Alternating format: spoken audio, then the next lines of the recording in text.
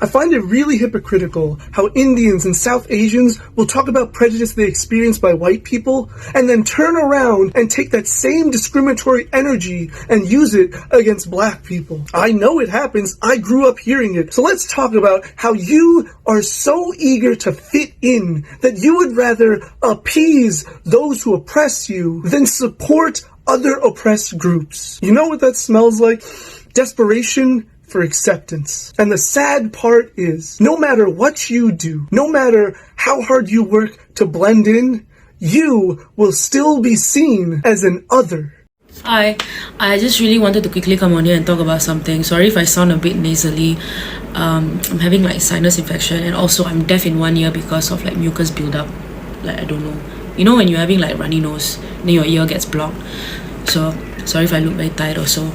On the topic of like looks, right, I wanted to talk about this like a video that's been going around, that's been made by Atika. I've been following her for a while, and honestly, when I saw that video, it was a bit jarring to me. But at the same time, I could kind of understand what she was trying to say. Hear me out. You know, for me when I was young, like I would like go to India to like visit my family, right? And I would hear all these like aunties come up to my mom and say like, "Oh my god, your daughter is so beautiful, but she's so dark skinned, And then cut to like 10 years old, somehow like my family managed to like convince me to bleach my freaking face just to lighten my skin a little bit so that I wouldn't get bullied in school for being so dark skinned. Because like bro, like I got called all the names in the book when I was in school in Singapore.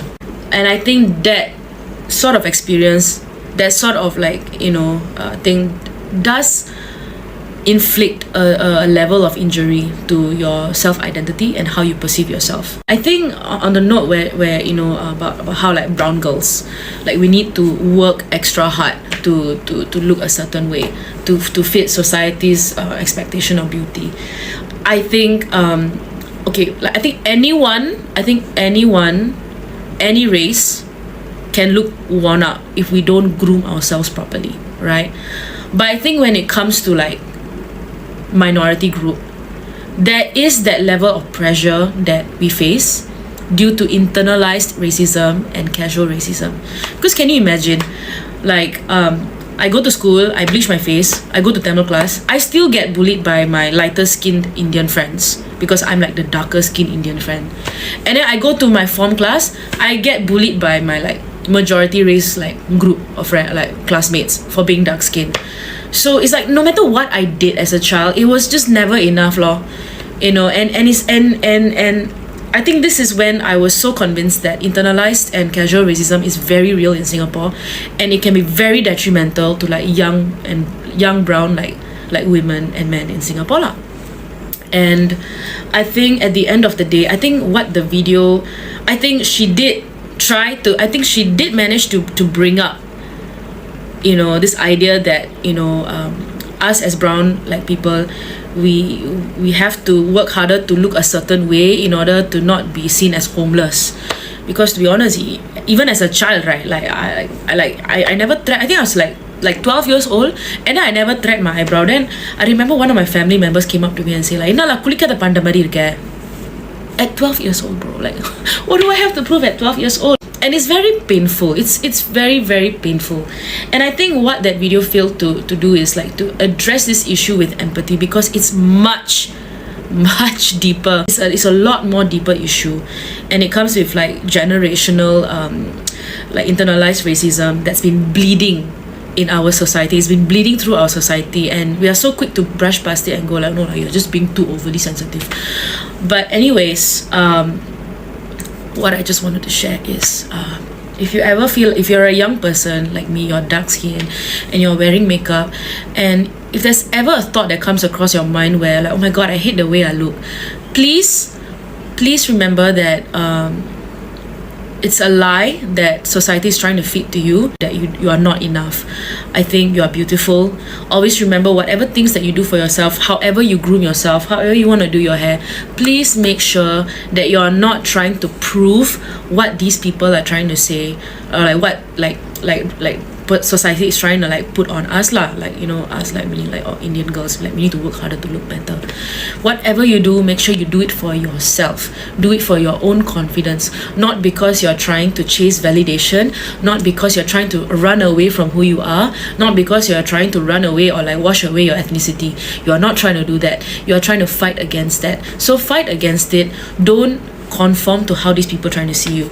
And for the video that she made, to be honest, I think it was taken out of context. It was deeply misunderstood because of how she did not follow up properly with what she was trying to say, because of how deeper this issue is. And for me as a brown person, and maybe you as a brown person who is watching this, maybe you resonate to what I say, maybe you don't. Then again, it's everybody's like own individual experience. And I want to say that please, at the end of the day, do not let your insecurities, do not let like just racism get the best of you. Meaning, like, don't let it like shake you. Don't do something just to please people. I'm not saying what she's saying is wrong. It's the delivery of the video. I saw her her apology video today. I saw that also, and she did address how she was in the video and some of the things that she said. You should learn how to show grace, especially to a brown creator who made a mistake lah. That's why I feel it's important to show grace and let growth take place, and show grace and let growth take place. I think it's good that she took accountability. I think she meant well. It's just that the execution was poorly done, and it's basically level of appropriateness and showing empathy and being and making sure that, you know, people are heard. So there's been these lots of discussions of this situation in which, you know, Indians or these Southeast Asians come as immigrants to America, and within a short time, they start to tend to look down on Black people in America, especially the Black Americans, who actually now, in this case, are their hosts. And this is as far rampant as happening even in Africa, where Indians move to different countries in Africa, and they tend to look down upon Black people that, you know, they find there. And you know, it's been hot and you know, being discussed all over social media and on the media generally. But I would want to really let you know that this is more like this is how white supremacy works. And before you really say, you know, a white person is not even in the equation, it's an Indian versus a Black person, I want you to know that white supremacy is so powerful and so well, you know, systematic that it doesn't even need white people to function in a room, because sometimes the system trains its victims too well that they start running the system on each other. And today, as we try to break down or to look into how this is happening in, you know, how colorism in the Indian community, we'll see that it is not just cultural, it's deeper than that. It's something more like, you know, historical engineering. Share about Hindu faith. Yeah, so the caste system in India is, in some ways, a labor organization. So there's 4 major castes, and depending on what caste you are born into, that is your prescribed way of life and the tasks you'll do in your life. And they believe in reincarnation. And the highest caste, Brahmin, which is what I was, it's about, you know, keeping the faith. They're teachers. It's about philosophy and doing the ritual and religious rites. Obviously, over time, through the English coming into India and the change of capitalism, it affects how you look at this type of labor organization, because it's hard, right? It's hard to maintain this attitude when so much more money comes in, the opportunities are more endless, and they kind of unravel for, you know, the discipline to stay to these rules. Was there a point of time in your life when you thought that I need to bleach my skin or whiten my skin? Yeah, I thought I thought many times. No, Indians were not supposed to be fairer. India receives more than 250 sunny days. So vitamin D is directly absorbed by skin, hence more melanin content, hence the darker skin. There was time when I was a teenage girl, I could see people who, like girls who were fairer than me, you know, they were treated in a different way. You could see the school teachers or everyone as like, oh, she's so cute, she's so pretty. So that time we feel, okay, I want to be that person. I've been bullied for my skin tone, and that too by my teachers. One of my teacher bullied me when I was in like class 3rd or 4th. I was just a child. I don't know that I have a dark tone and all. My friends who are like a little darker than me, they sometimes feel that, you know, still that I should put tomato on my skin and this on my skin to become fair. So their self-confidence has been really affected. As an actress, I witness it all the time. For example, if I walk into a room and they say, well, we want to have an Indian character. And then, you know, in the past particularly, sometimes they would cast a South Indian person, but their name was Kapoor in the show. And I'd be like, guys, it doesn't work because they look South Indian. Their accent might be a Tamil accent when they speak Hindi. I was like, it's not authentic. And then you have to really deep dive into the fact that India is made up of so many linguistic backgrounds, religious backgrounds and racial backgrounds. I don't think that that is common knowledge going through the world, and I see it in TV representation all the time. I was at the mall the other day, and these Fijian girls were walking behind me, and they were just like having a random conversation. They're just talking, like having a good time, and then mid-conversation, so one of the girls is just like, "Chon rakam se mein tatti aawe." I'm nahi sakta batao. Literally killed me. Fiji Hindi is so funny. Regular Hindi could never. To all those Indian people who shit on Fijian people and their Hindi, y'all are annoying. What the most annoying thing is, I can understand you, but y'all can't understand our Hindi. So who's the loser here? And if I think about it and talk a little bit slower, mujhko bhi Hindi aati hai. This is why I don't like being Indian. Reason number 1, the hair. I can shave my mustache and it will come back the next day. And let me tell you something, when I was about 15, I used to get bullied for my eyebrows and just my facial hair. And I went to go and get my eyebrows threaded. You know, to end the bullying. The lady was like, oh, very much hair, full face thread. I didn't know what she was talking about. I said, yeah, whatever you recommend. I did not know what I had just agreed to. I was so young and naive. This woman fully threaded, right? Thread my mustache, my chin hair, my sideburns were gone, my monobrow was gone, my eyebrows were gone. My face was stinging like a bitch. I looked good though, so it was okay. But did it matter? No, because guess what? It all grew back within like a week.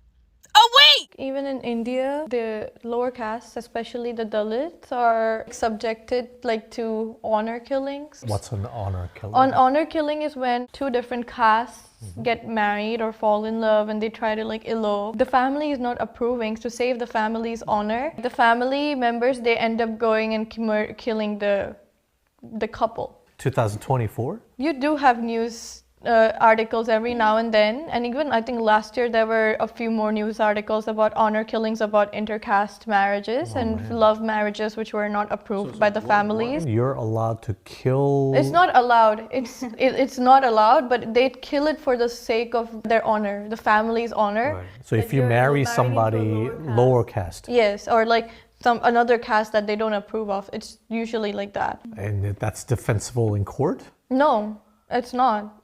They do get jailed for it.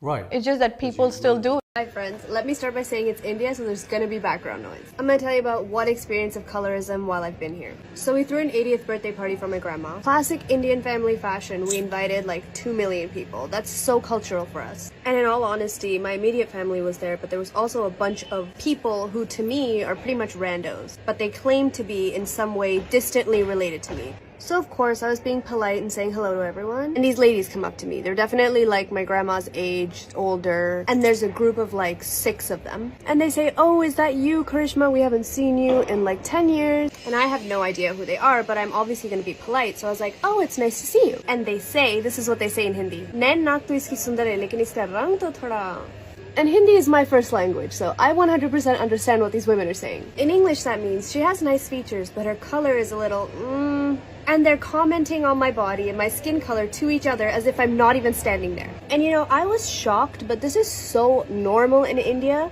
for people to comment on your body right in front of you. And it be your own people. It's women. And some of these women are just as dark or darker than me. How much do you have to hate yourself to say that about somebody else? Then at the same party, on a separate occasion, another group of these kind of rando people that claim to be related to me, again, they say, we haven't seen you in years. And they say, हाँ अब तो ये ठीक लगती है लेकिन छोटी थी तो देखने में थोड़ी. Now in English, what this means is, she doesn't look bad now, but when she was younger, she was kind of hard to look at. For context, when I was younger, my front two teeth would stick out and I couldn't wear contacts, so I had really thick glasses, but I was just as dark as this. And I do wonder what kind of person you have to be to say that about a 10-year-old girl. Colorism is so deeply entrenched here that people feel okay saying that to your face as if they're telling you that you have something stuck in your teeth. Years ago, this probably would have bothered me. And I really did want to cuss these ladies out, but I kind of just took a step away. I stepped outside just to take a breath, and I didn't want to make the whole kind of party about me because it was about my grandma celebrating her 80th. But if there's any other brown girls out there that are insecure about their skin color, anyone telling you that you are not enough or that you're not beautiful really just hates themselves. So to that I say, fuck the aunties. You do you, go out in the sun, wear white, because they're just projecting. And I wish little Karishma knew this, but you're kind of perfect just the way you are. Okay, this video is going to be a little bit different. I'm going to talk about anti-blackness within the Punjabi community. Now, in Bollywood, we know that they promote these skin bleaching products and things of that nature, but I want to speak to the diaspora, to be honest. So sometimes we may hear people say things like, I want to stay out of the sun because I don't want to look dark. And implicit within those kind of phrases and statements is that dark skin is undesirable. So we should think about the things we do and the language we use. So if your mum or your aunties are describing someone who looks beautiful and they use, adjectives like fair skinned, very light skinned, you should challenge that in a nice, polite way, because we know that these things aren't necessarily open displays of racism, and the people saying that and perpetuating these ideas don't necessarily know they are wrong. So I would suggest saying something like, Mummy ja, Mummy ji ja pua, idda kehna nahi chahida. Kyunki these kind of phrases you use devalue blackness and dark skin. And what if your son or someone in your family is darker skin? How would they feel, for example? Obviously there will be different levels. You can talk to somebody like your parents, maybe in a deeper level, in a more dungigal, talking about the structural impacts of things they say and how that perpetuates white supremacy. But it depends on the person, right, and your relationship. So please follow for more videos on Punjabi culture. Most days I don't feel beautiful because this is the South Asian beauty standard you grew up with. Dark skin, frizzy hair. And of course I think all these women are beautiful. But when I search South Indian actresses, this is still what I see. These are the women we see in our movies. Aishwarya Rai is regarded as the most beautiful Indian, and I love her, but very little about her actually looks Indian. And like Deepika, she's considered dusky or dark skinned. Like, how is this dark skinned when this is the average Indian? Why are some Indians darker and why are some Indians more fair skinned? So the southern part of India is populated by what's known as Dravidian people, which are basically dark skinned. The northern part are basically more fair skinned and are referred to as Indo-Aryans. The origins of Dravidian people are disputed and no one knows where they're really from, but quite a few people say that they originated in Africa. Dravidian people are, however, said to be related to the peoples of Malaysia, Polynesia and the Aboriginal Australians. And one more thing, not the whole of North India is fair-skinned and not the whole of South India is dark-skinned, just the majority. In Desi communities, we are racist to our own people because we glorify the white skin. We glorify being fair and being bright. Even though majority of us are brown, it's a part of our ethnicity, it's a part of our identity. All of the advertisements promote the idea that to be happy, to be beautiful, you need to be white. This racist ideology is like engraved in the Desi community. In Indian society, which would be considered attractive? Dark skin or a light skin guy? Definitely fair. Everybody wants a fair girl. Obviously fair. Fair and beautiful, that's the only thing that matters if I talk about marriage. There's a Snow White, there's a Cinderella who need not be very brave or self-dependent, but she's beautiful. So it's about the movies we see, the cartoons we see. They try to make them look really fair, and we as a youth want to look like that because, okay, this is shown as attractive, so we consider that as a standard and go by that. How does this trend start? It has definitely to do with globalization. I think it started with the caste system. That comes way before globalization because the darker skin tones were considered untouchables. When India got colonized and all, and the British people came and they were basically all white, they looked down upon us like these are colored people and they are not good. They considered themselves superior, so all others became inferior. This adorable little family represents a group in India known as the Siddhis. The Siddhis are Indians of African descent, and they arrived in India in various ways. Some arrived as early as the 1st century, coming freely as sailors and merchants from Africa to trade their wares in India. Others were brought as enslaved people by Arab and Portuguese traders starting in the 7th century to be laborers, guards, and members of the military. Interestingly enough, some of these enslaved people actually rose through the ranks and even became royalty or governors of their own city-states within India. Others fled from slavery and they built their own communities far away from the rest of the people deep within the forest. The most recent group of African people to arrive in India were actually brought in the 19th century to help to build the railroads. Today, it is estimated that at least 150,000 Siddhi people reside all across India. And despite the different ways in which they arrive from Africa, they have managed to preserve their African roots, particularly through music and dance. Life is not easy for the Siddhi people. Because they are darker complexion, they are seen as being one of the lowest castes in India, which of course comes with all kinds of marginalization, and many of them live in abject poverty. Some of the Siddhis have managed to obtain a certain status in India, known as scheduled tribes, which means that they receive certain government benefits and protections. However, these benefits do not always get to the Siddhis, and many of them hope for more access to things like technology and education so that their future generations have a way out of the poverty, the day laboring, and things that they face currently. These are beautiful black-skinned Indians. But why doesn't Bollywood cast black people in their movies? Bollywood does not even cast dark-skinned Indians in most of its movies. Sadly, not surprising, Africans don't appear in Bollywood movies, when Bollywood doesn't even represent the reality of India, which is a country filled with millions of dark-skinned people. Does this mean that Bollywood is racist? Let us know your thoughts in the comment below. So they're not half black, they're mixed. So my 8 children, technically they're not half. See, I am 100% Indian. Both my parents are from India. From what I know, they're Indian. My husband, on the other hand, is Afro-Caribbean. He's from Trinidad. Come here. What?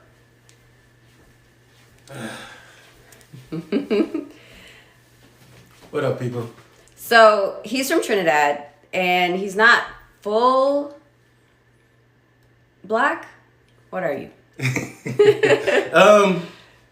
Okay, so my little brother took like a 23andMe? It was a 23andMe, so I'm going off of his results because as far as I know, we're full. we're fully, we're fully related. So according to that,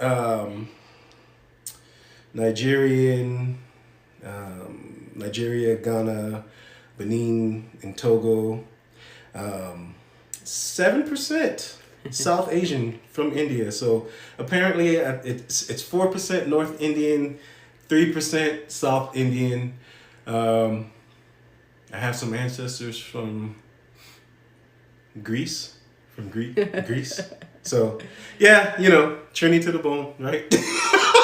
So yeah, the kids are not half. They're a little bit of everything.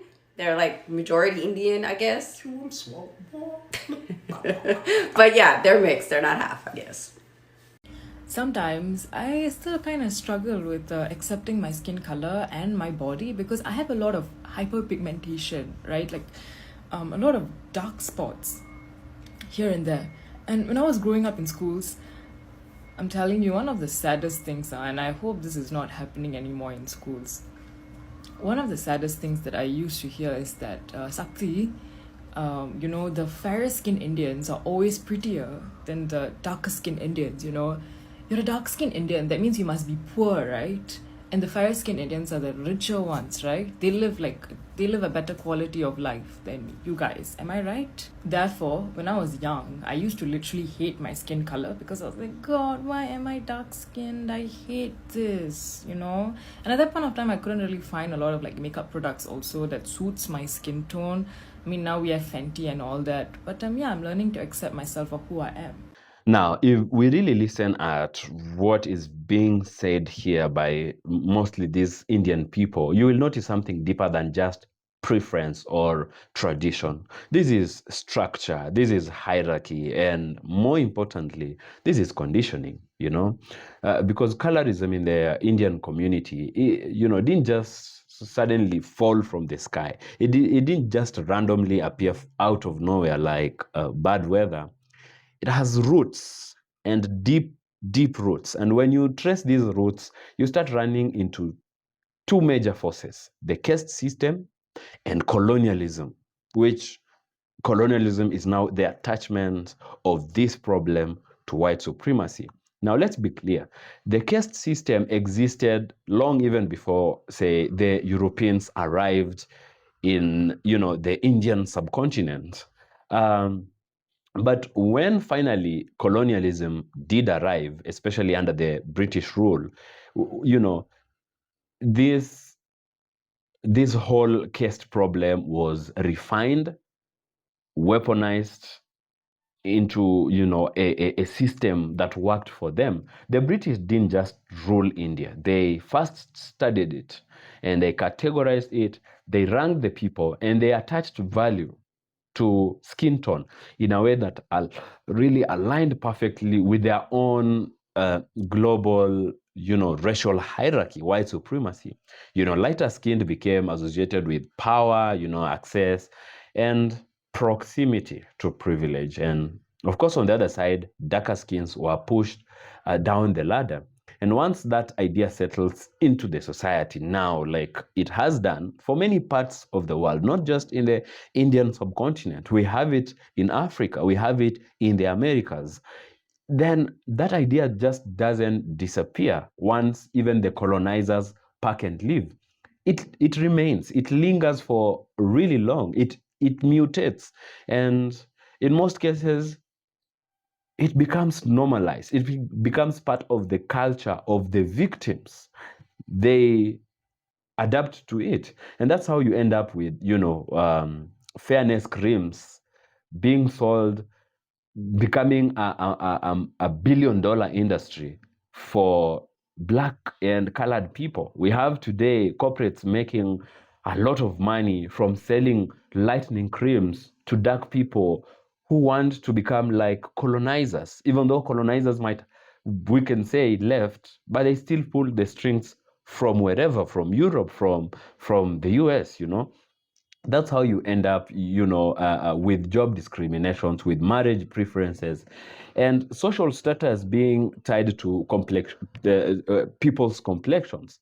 Now, here's where it gets even more interesting, or I can say more uncomfortable, because when individuals from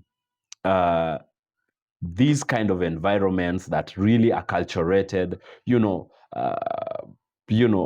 took in that problem that was left by the colonizers, and then they move around the world to places like America or even some parts of Africa. They don't leave that conditioning behind. They carry it with them. We even see it with Africans moving to other places and thinking they are better than some people because they think they are fairer, they are maybe closer to whiteness, some of them, or they look down upon each other even in their own places. So what happens when people carry this mentality with them? They arrive in a new society, for example, if it is the immigrants arriving into the US, and subconsciously they recreate that hierarchy. And in many cases, they position themselves above people that they deem back at home, they are below them. And even though this is a new community they moved into, a new place altogether, Not because these people think they are whites, but because the system taught them that as long as there's someone darker than you, then you're closer to the top. And that's a psychological ladder. And white supremacy sits on top of it all, even when it is not visible. That's what I was saying. It doesn't have to be white people don't have to enforce white supremacy when they are there. They actually control it from, remotely. But here is the brutal truth that history keeps proving over and over.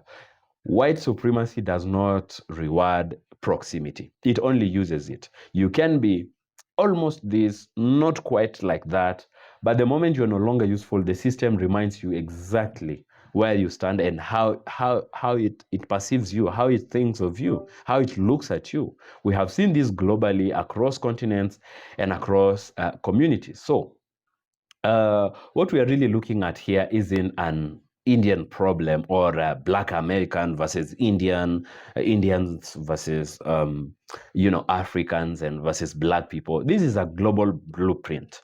Divide people, rank them, convince each group that they are better than someone else, and while everyone is busy looking down, nobody is looking up at actually who is benefiting from all of these crises.